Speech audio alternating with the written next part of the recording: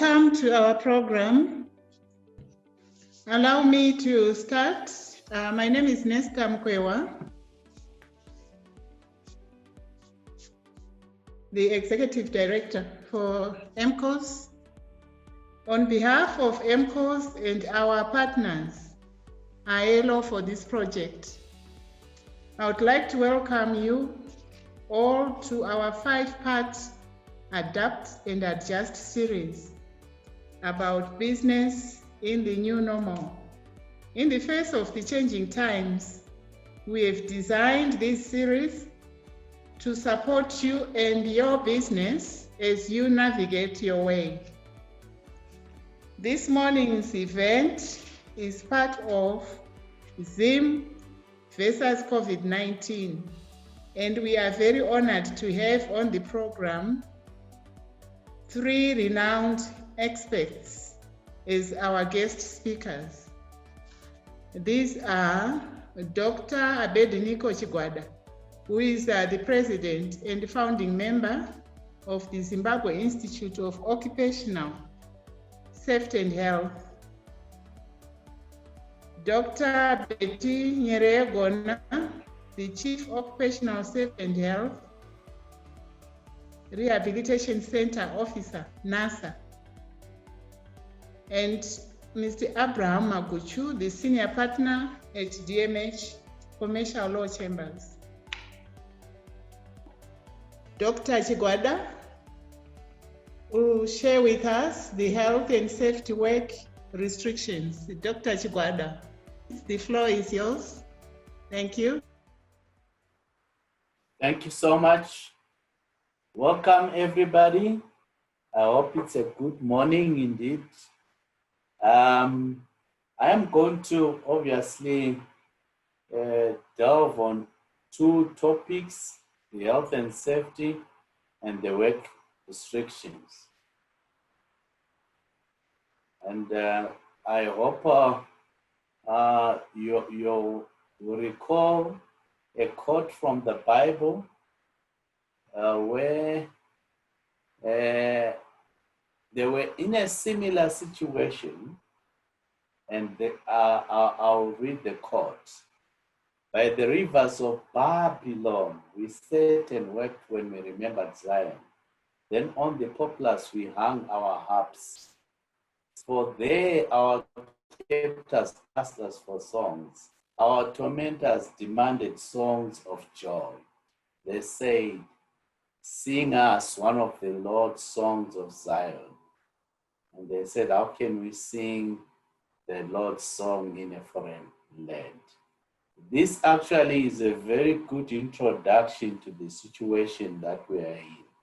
How can we manage to live normally in a strange situation? And now I get into my discussion today.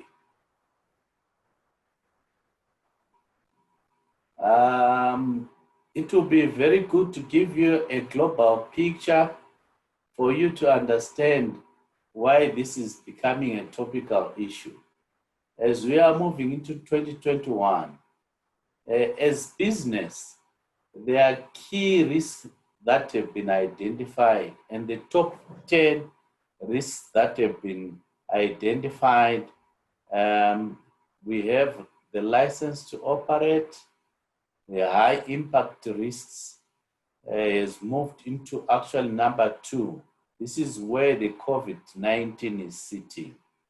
And this is what we are going to be talking about today. And there are other repercussions that come with that particular risk, but we are not going to delve that for today. So this is a global perspective of how 2021 is going to look like. Let's move on. What I've just shown you gives impetus to the global thinking that we need to consider the environment, the social and governance issues. And these are 3 central factors in measuring the sustainability of our businesses or our company. And they are basically environmental, social, and governance issues. And one might ask, why all of a sudden are we concentrating on this? There's increasing ESG reporting obligations and investor expectation. If they want to invest in Zimbabwe, these are the key areas that they will obviously be looking at. And today, I am only going to focus on one of the pillars of the ESG.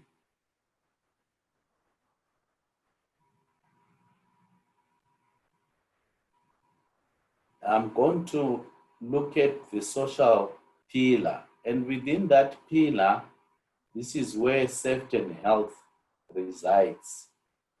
And hence, it's a very, very critical pillar.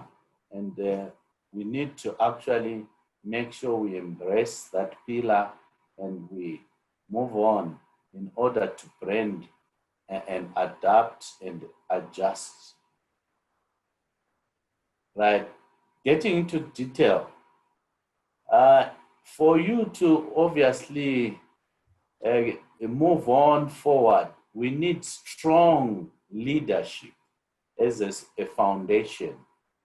And we need a correct leadership framework to be able to articulate and to sustain and to move to the new norm. And obviously, that leadership must take into account the context of the organization, the team, the individuals that work within the organization, and also from a country perspective, we need to look at ourselves as Zimbabweans to say, what exactly should we be doing? And there is a change in the context now of, instead of us talking about globalization, we are now talking about localization. Thinking globally, but acting locally because of this pandemic. So this is why this topic is very pertinent, Zim versus COVID. So we need to adapt and adjust to make sure that we think globally and act locally. There are outputs of that transformation journey, and we need to take cognizance of them. We need to get to a sustainable change, and apathy is very critical as an output there. But if we don't manage it correctly, there can be a disconnect, and we are trying to manage that disconnect and make sure that people remain connected and that social cohesion remains in the country. Next slide. Next slide. To guide us to adapt and adjust in terms of COVID, there are 10 critical points that we need to follow. Point number 1 is ongoing health education, then followed by health worker readiness, adequate PPE, sanitizers, and other hygiene, proactive flu management. You need to actually manage the flu before it gets into your work environment or into the community. And to do that, then you need to obviously buttress your testing capacity. And if by any chance you come across any incident or any case, we manage that case, and that's case management. And that's followed by then the quarantine and isolation requirements. And for that to be very effective, we need facilities in place in order to isolate those that will be managing. And let me hasten to say, we are all aware that we do have amongst us people who are compromised in terms of comorbidities and different challenges. We need to be very open and develop trust and manage with care such individuals so that they are not exposed. And having said that, we have obviously got to manage where we go and who comes to where we are. So travel issues become pertinent, and we need to make sure that we follow the guidelines that are set. And then eventually we'll then report the data that we collect from all these initiatives.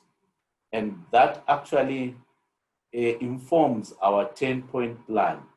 And daily screening of employees as they come into the workplace to pick up indicators is very critical, and we need to be doing that on a daily basis.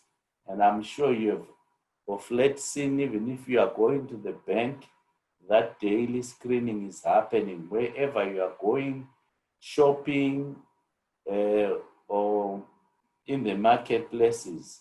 It has become an important tool to make sure that we manage this COVID. So this is the new norm of adapting and adjusting, where it's not discriminatory, but it's there to actually ensure that we remain safe. Getting now to the guidelines, the SADC guidelines. Today, I just want to delve a little bit on the requirements of the health and safety guidelines, which already we have embraced as a nation. It requires leadership to change the way they look at health and safety.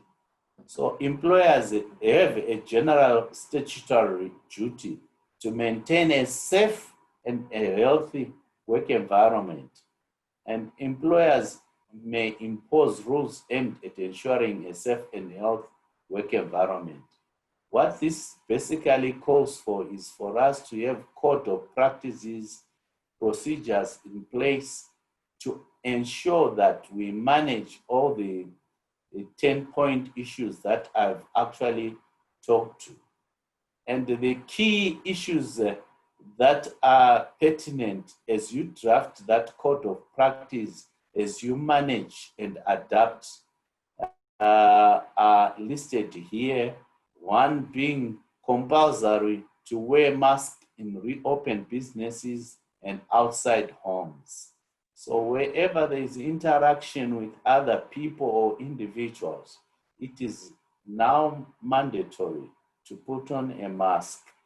And then all staff to have daily temperature checks. This is the screening that I was talking about earlier on. And then companies must ensure mandatory rapid diagnostic testing of all employees within 14 days of opening. If you want to reopen a company and you have been closed for a while, this becomes a mandatory requirement, and you need to do that to safeguard yourself against litigation and in the name of ensuring that your employees, including yourself, that you are safe. That's the adaptation and the adjusting that needs to happen. And then fourthly, companies must ensure social distancing in the workplace. So you can see there is actually a shift on how we've been conducting business, how we know we have been presenting ourselves in the marketplaces or in the workplaces. So it's critical to note these things in your code of practice. But having said that, I want us to just put our minds together and say, is it a good thing? Are there any opportunities for improvement in what we are doing. I've just listed some few points for you to think through, to see the positiveness of the initiatives and to make sure that you embrace it with an understanding that it has become the new norm. When we actually put on the mask and reopen our business, we need to prevent the spread of this pandemic. I believe that's a positive thing to do.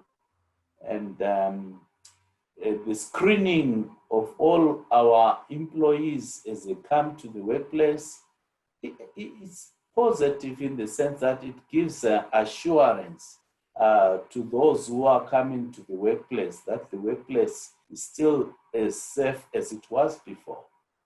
And we need to give the assurance of the well-being of everyone who comes to our workplace. And that then obviously calls for us to reassess the priorities, and we need to create an enabling work environment where we can now re-strategize and see how best we can continue in business without congesting the work area. And that actually calls for technology, innovation, and all the other aspects that makes us the companies more efficient. And it's very pertinent that we adjust in that regard. Otherwise, the costs that comes with this are really not the type of cost that would make us remain afloat. So we need to reassess and prioritize. Because there is an increase in the PPE costs and the medical costs that used to be handled somewhere else, we begin to handle them within our organizations. And we need now to make sure that we have structures within our organizations to limit these costs. And we also need to make sure that the social cohesion that we are losing out because of social distancing is managed. And we need to then move on a gear up by adjusting and making sure we remain dynamic in how we operate, in how we think, in how we navigate, and that will actually see us through this pandemic. It's very important that we put all these things in one basket and do risk assessments and obviously get informed on what needs to be buttressed and where our missing depth is as an organization in order to uncover any imbalances that might occur within our workplace so that we have strong strategies to keep business going. Having said that, there comes a challenge now where we unfortunately find ourselves having to employ certain restrictions in our workplaces. And as you are aware that the government, when the pandemic was upon us in March, there were work restrictions that were imposed, the lockdown. Some of us didn't like it. And some of us thought, what is this now? Is it selective business? But again, this is a case of lives versus livelihood. And I'm sure that you'll agree with me that it is important to save lives as opposed to sacrificing lives for livelihood. So the government obviously identified essential businesses, and those essential businesses were allowed then to come back to work, while the other businesses obviously remain under work restrictions. There is a positive and a negatives to that. We're used to obviously working as an integral team. So now the issues that come into play are that employees in formal business were allowed to work fully remunerated, and only people in the informal sector to stay at homes. And yet we are aware that from a Zimbabwe perspective, more than 90% of our businesses are informal. And that meant quite a lot of negative, aspect, and people obviously had to look at it from a positive aspect to say, let's save lives, and the livelihoods can deal with that later.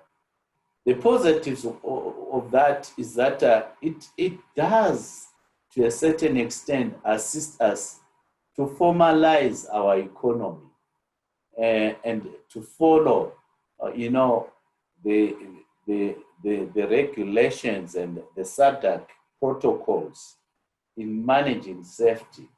And that way, we actually see that the safety benefit associated with these work restrictions is what we've been looking for a number of years. And it calls for decent work as well, where we decongest our workplaces, and we make sure that even the means to get into the workplace, we need to revisit and invest in that aspect. However, the downside is that the SMEs or the informal sector needs support, because they fail by being restricted from operating. Again, as operations or as essential business, one critical safety element that comes to mind is that there are external contractors that come from outside the country. As you are aware that Zimbabwe relies on relating with the SADC region in terms of support for scanning certain equipment in the workplace and etc. All that then becomes a challenge. But I'm happy to say that it's an opportunity for us to revisit ourselves and say, is there no way we can actually do better by localizing certain, certain functions that we have been getting from our neighboring countries. So the transport business, again, the operators, we need to think outside the box on how best we can collaborate and come up with a systematic way that will assist us to remain formal and become also an essential business. And that's basically what I see as an opportunity. And the SMEs need to also look at how they can become formalized and actually practice all the requirements that are required in that 10-point system in order for them to actually mitigate against COVID-19. And by so doing, I see some important social cohesion where those who are in the lead should nurture the SMEs and nurture the communities in order to integrate them so that we can reopen our businesses without impacting negatively on our health and safety. It's very critical, and that's the way we need to adjust. So we are moving away from individualism to actually a rallying point, a social network where we actually assist each other in order to progress as a nation. Thank you. Thank Right. you. I'll now invite our next speaker, Dr. Nyerere, to talk to us about the enabling laws.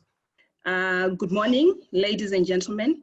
Allow me to recognize the leadership of EMCOZ and just to express my thanks for bringing us to this series, which I believe is going to assist us as we perfect our response to COVID-19, as well as look forward to all other emergencies and disasters that might actually fall within our country.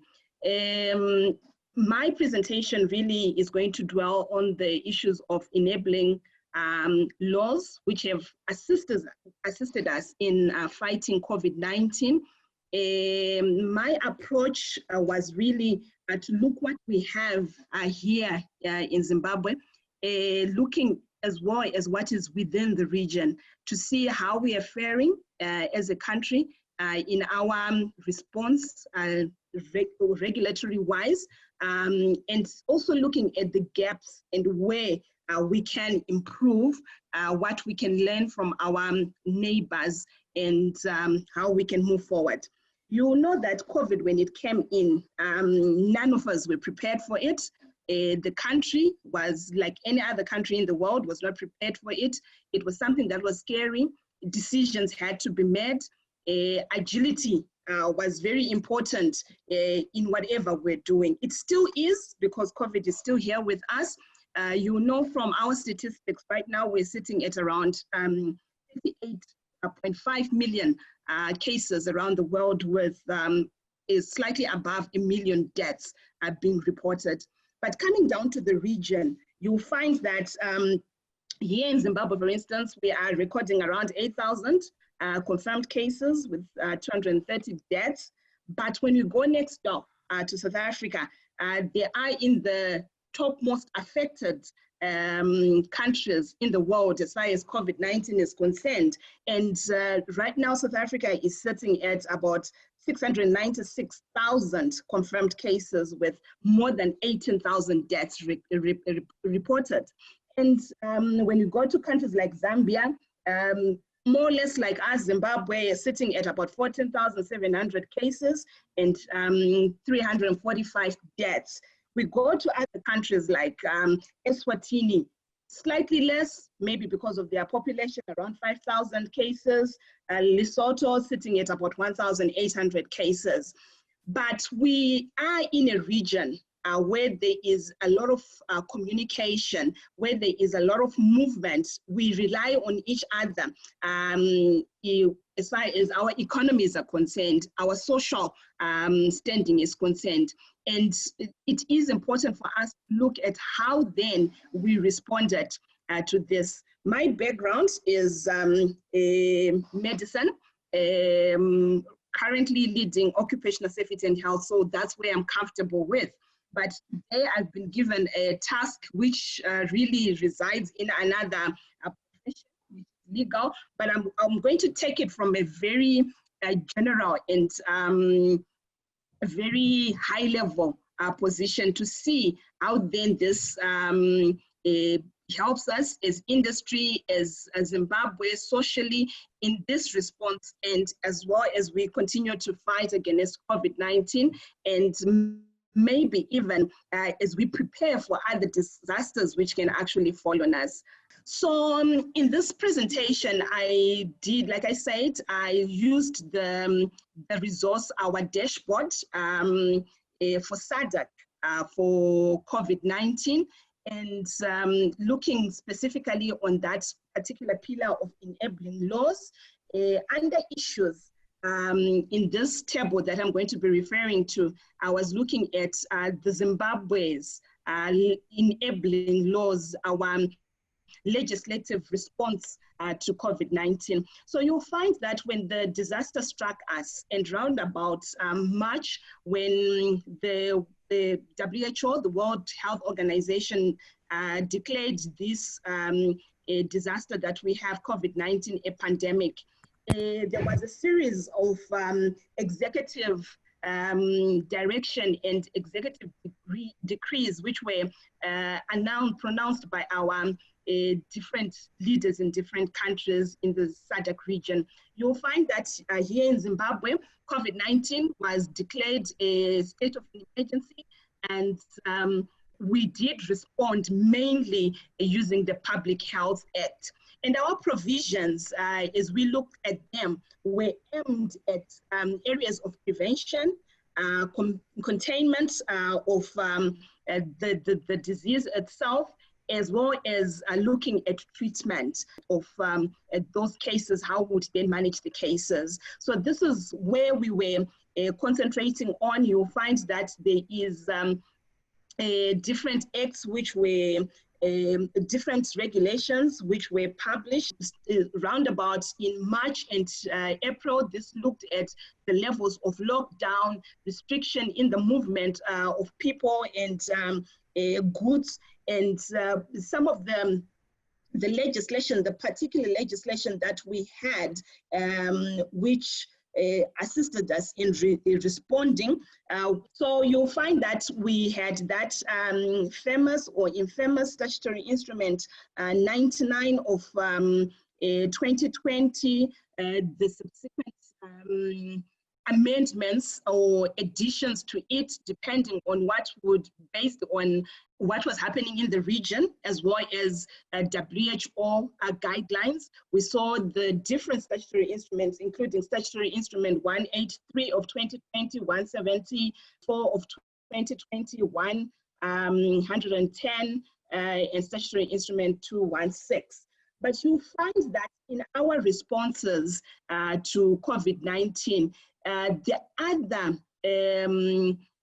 pieces of legislation that we have already, provisions of these particular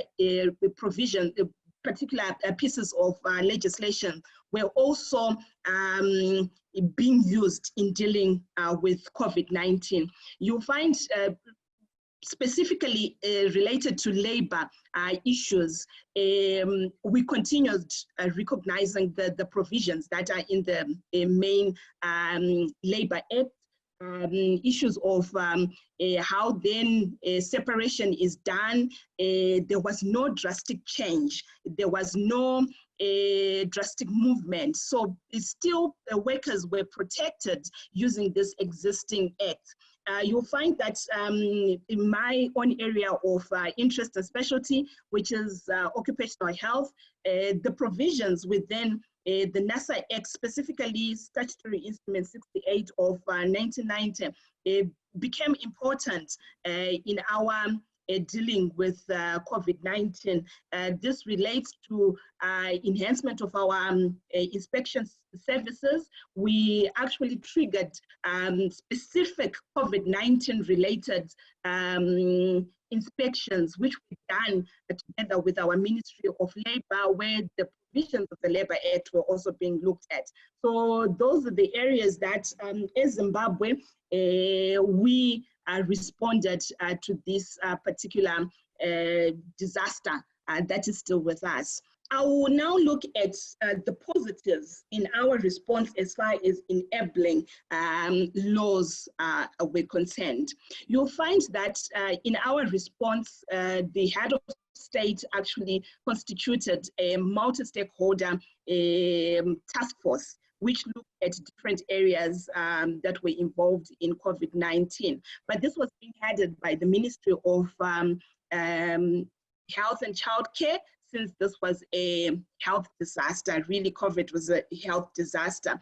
The laws and the regulations which came through, mainly under this Public Health Act, looked at different aspects. Like I said initially, aimed at prevention, containment of the disease, and the treatment thereof. So it looked at comprehensive restrictions, which we saw with the different levels of lockdown, where movement of people was restricted, international travel was curtailed, and even trade, different sectors were approached differently. And in our evolving, as the pandemic was evolving, and as our readiness to respond was also revolving, there were several reviews on these restrictions, and these were expressed in the different regulations, which were then put across by government. So we see that there was a little bit of agility in our movement. This is something that came in as people were not prepared, so it really took a lot of effort, I believe, for people to look at the different areas. You might not find the most perfect of provisions in such an instance where things are moving very fast. But we did do a couple of reviews as a country as far as our restrictions were concerned, taking different things into consideration. There was also special attention to the special services, essential services. So people were not left unattended. You know, our health services was still open. People could, the hospitals were opened, the essential workers were allowed to go. Essential services, fuel, we could still go to our filling stations and fill up our fuel. All the people were deemed as special services, even in the first initial part of our lockdowns, were taken care of. So that recognition of essential services was something that was very positive within our response as far as the enabling laws were concerned. You'll find that in our responses, maybe naturally by it sitting within the Public Health Act, as provisions of the Public Health Act, there was quite a significant emphasis on trying by all means to preserve life. So you'll find that there are other aspects that make the community go. The things that affect the economy took a second priority level to saving lives. So the response that we had on our legislation really did put emphasis on saving lives. You will find that there was also the important area, because of the nature of the disaster that we're dealing with, there was a response and guidelines to surveillance, testing, as well as the treatment of the people who were affected by the disease. That's allowing us to contain the disease per se. The other positive that I thought in my analysis was that our existing laws kicked in to protect mainly the worker, I would say, in trying to see how then we deal with what was happening in the country. For us in NASA as the regulator for safety and health, we saw that the provisions which are there, which really put in the rights and responsibilities both of the employer and the workers became very important. We needed to see that these then become very prominent in us trying to control these things. The basic principles of safety and health had to kick in, where we were looking at whether, even if you look at the guidelines that we ended up having, we're putting in emphasis on the basic principles of safety and health, where hazard identification and risk assessment becomes important, where we looked at the hierarchy of control of hazards that are coming into the workplace. So the existing laws became very important.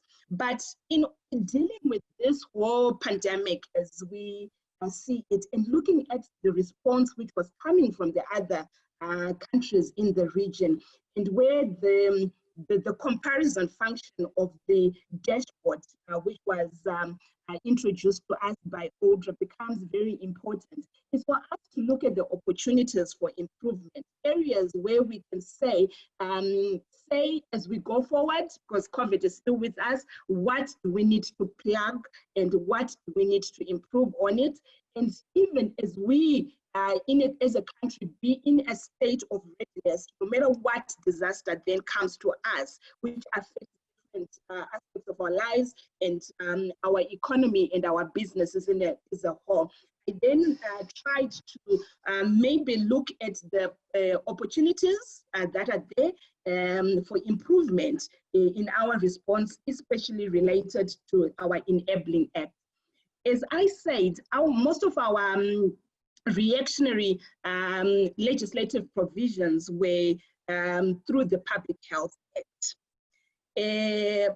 This sort of, in my view, restricted what we were looking at. It made us a bit more blinkered towards, like I said, there was a lot of concentration in looking at how to save lives. And the other components could have suffered in our initial response to the pandemic. So in other countries, you'll find that they did trigger their disaster management acts, which now look at the different aspects. You'll find that there was a more robust outlook and also triggering of existing systems within their operations as countries. For instance, in South Africa, they used the Disaster Management Act, as like Zambia as well used the Public Health Act. In other countries, they did give powers, or they did allow the involvement of the different ministers to come in and look at their specific mandates and come up with regulations and guidelines related to their area and the impact of COVID thereof. So you'll find that in my own space, which is occupational safety and health, the response, for instance, by South Africa, I would refer to South Africa a lot because we, even in our guidelines, in my department, we were using the South African way of doing things a lot. So you'll find that the response was a bit more faster. It looked at different things, so they were quick to give instructions on how to handle things in the workplace. They did quickly look at how they do their compensation, for instance, for COVID-19. In their compensation act, for instance, in South Africa, they have what they call secular instructions, which is one area that we also don't have in Zimbabwe in our existing legislation. So they have secular instruction. So when COVID came in as a specific hazard, as a specific risk that was coming into the workplace, they then just went into develop a certain secular instruction as to how they deal with the compensation thereof. And this then are the areas that we can improve as a country as we move forward.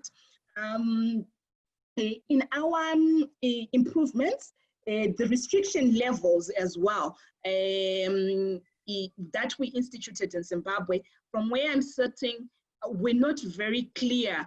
We could have done a more informative and predictable, so to say, kind of restriction levels. During the serious lockdown, I was at times confused as to where we were, but in the other... Yes, sorry. Doctor, please, if you can try to sum up. Yes, I'm finishing. I'm finishing. Thank you. So the use of risk-adjusted strategies becomes very important. As was highlighted by Dr. Chibada, consideration of all sectors You know, we ended up having the informal sector, which was struggling during the lockdown period.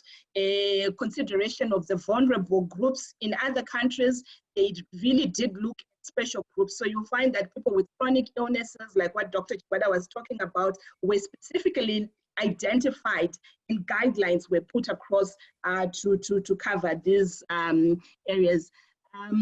This, I think, will end my presentation.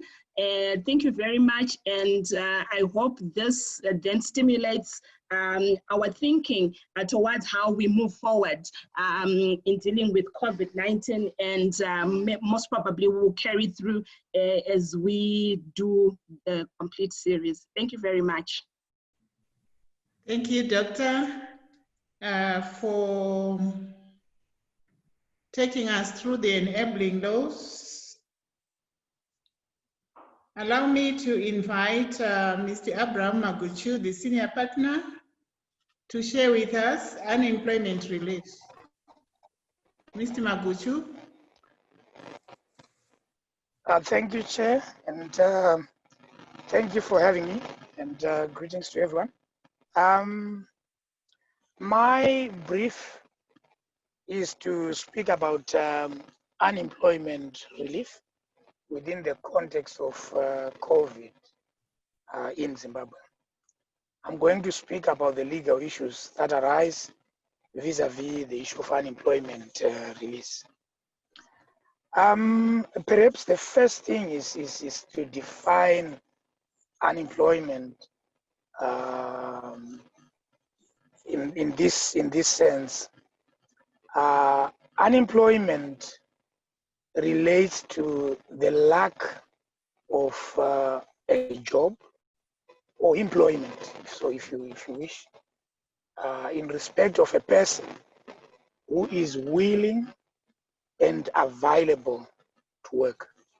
So when we speak of unemployment relief, we are speaking then of what relief is provided to a person who is available and willing to work, but is being prevented as a result of COVID in this context.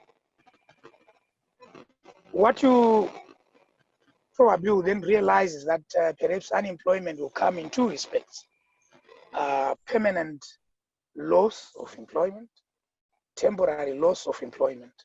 Let me start with permanent loss of employment, which is perhaps easier and straightforward. When the COVID situation may result in a permanent loss of employment in instances where either the company has had to close down completely. I do not foresee a situation where the employee resigns and leaves work permanently as a result of closure of the company. And I indicated that the labor laws provide for retrenchment in such circumstances. But the sufficiency of such relief or compensation is subject to debate, because the moment the company is seeking to close down completely, its ability to the set or retrenchment packages becomes highly questionable. It may not be able to provide such relief, so it may not be sufficient relief. Perhaps it might want to come in and consider, and EMCOZ might want to come in and consider influencing legislation providing for compensation, perhaps from government. There are instances, of course, where there's a permanent loss as a result of COVID, perhaps as a result of a shutdown of particular abolishment of certain posts within the company, but with the company still continuing. Under those circumstances, the employee is still entitled to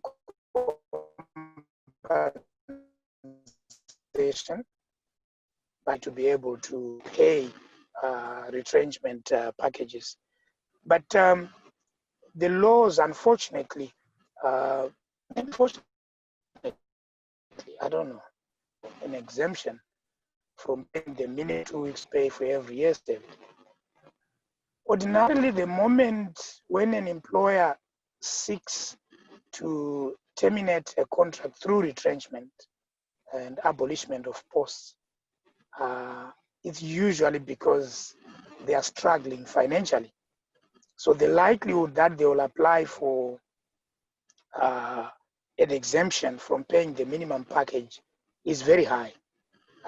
Couple that with the provisions of the Labor Act, which state that the employer can apply for an exemption, and if within 2 weeks of that application, a response is not received from the retrenchment board, then it is assumed that the application has been accepted. You realize that presently the government is not operating fully like most companies. So as a result, the chances of getting a response within 2 weeks are almost next to none. So an employer can apply and offer what it wants to offer. In fact, the statute speaks of offering even. There is a hand up from S. Maseko. Maybe they have a question. Oh, Stembiso. Okay, you're welcome. Morning, morning. How are you? I'm good. How are you? Good, thank you. My question is to Dr. Betty. Is COVID considered a compensable disease like any other, or has NANSA considered that if somebody acquires COVID at the workplace?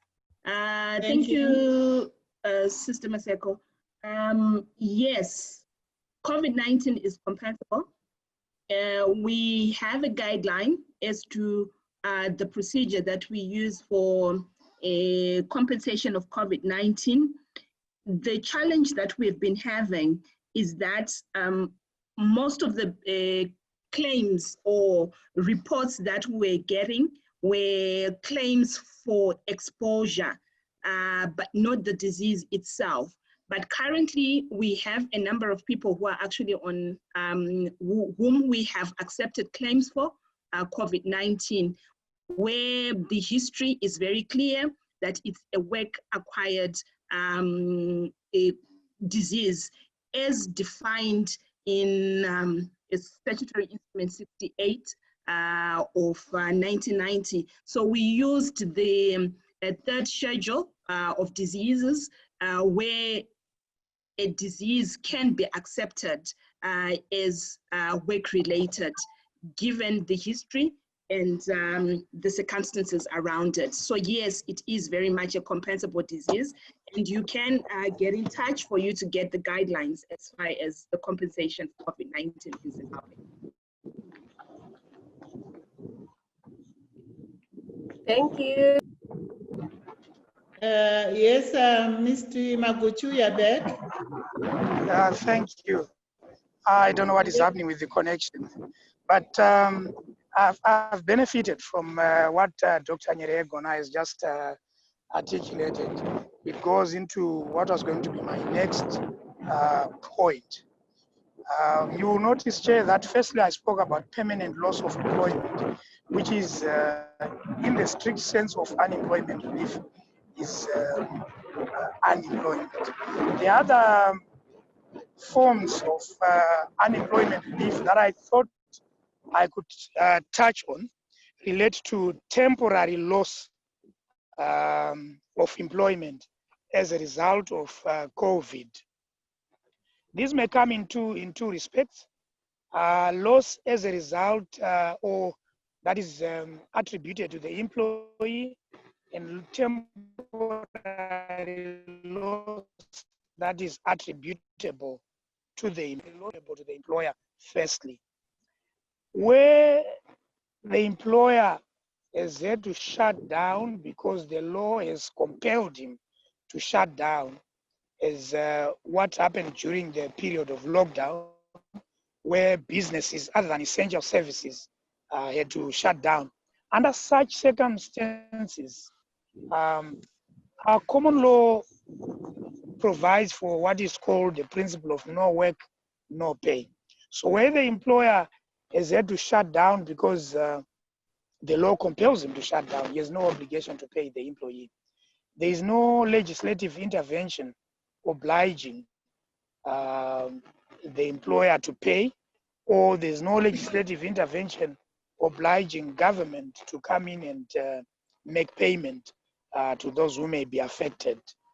The second scenario, where there's a temporary closure coming from the part of the employer, is perhaps where, not out of a law compelling a shutdown, but perhaps the employer electing to shut down because it believes that its employees may be at risk. Again, there is no legislative intervention as far as that is concerned. It leaves the employer and the employee to be guided by the common law. It's a gray area of the law, perhaps on whether a closure, which is as a result of compulsion of circumstances, but not necessarily as a compulsion of law, will qualify under the no work, no pay principle. Allow me on behalf of EMCOZ to thank our speakers, Dr. Abediniko Chigwada, Dr. Betty Nyeregona, Mr. Abraham Kudzaimaguchu. We would like to also thank the ILO being our partner for this project and Brand Africa. Once again, we thank them for their ongoing support. We would also like to thank all of you for making the time to join this event this morning. I would like to remind you once more to look out for other events in this series, which we will roll out over the next 5 weeks.